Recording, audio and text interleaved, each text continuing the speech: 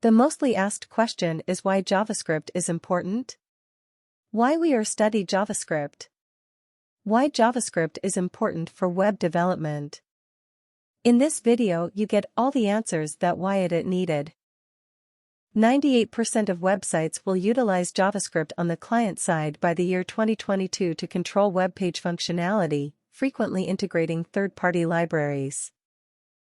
Developers use JavaScript to build complex interactive websites and to connect servers to websites and web applications.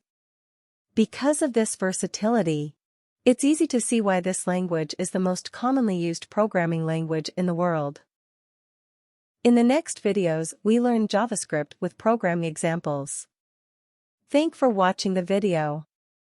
For watching more videos, search my YouTube channel name Learn with Hafsa. Subscribe it and like the videos. Thank you.